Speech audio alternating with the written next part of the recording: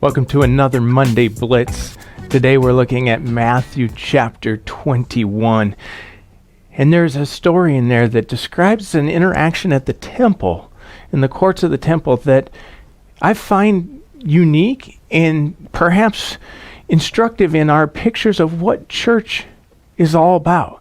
What is it like to be a family collective, not necessarily biological, but a church family at church? What does a worship service look like? How do we shape it? How do we make it meaningful and in a worshipful form? There in verse 12 of chapter 21, it says, Jesus entered the temple courts and drove out all those who were buying and selling. He overturned the tables of the money changers and the benches of those selling doves. It is written, he said to them, my house will be called a house of prayer, but you're making a den of robbers. Now, I have heard that phrase, house of prayer, an hour of prayer, a special place of prayer. And we often, when we hear that, probably think about a silent, reflective, somber experience, very quiet and reverent is a word we may use. You know, we want reverence in the church. You've probably heard that phrase, reverence in the sanctuary.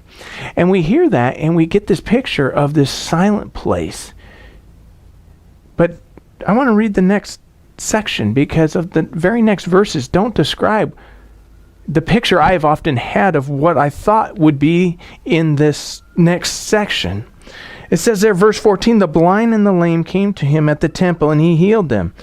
But when the chief priests and the teachers of the law saw these wonderful things he did, and the children shouting in the temple courts, Hosanna to the Son of David, they were indignant.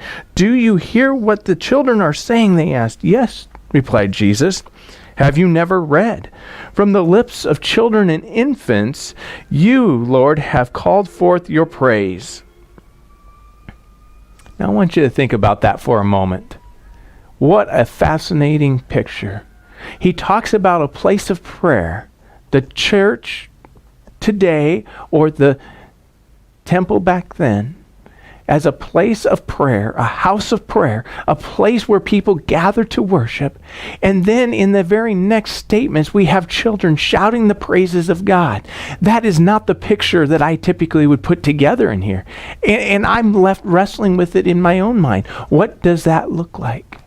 What does church look like that is a house of prayer and embraces the joyful worship, the exuberant, energetic, and boisterous and loud worship, and the word shouting?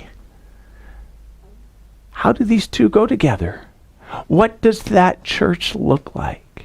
I'm not going to give any answers today. I don't have them. But I invite you to explore in your mind, what does a church look like that is the house of prayer, the house of worship, a place of joyous celebration, of shouting for joy? What does that look like? As you wrestle with that, think about how you can make your church experience a joyous, exuberant experience and a house of prayer. Until next time.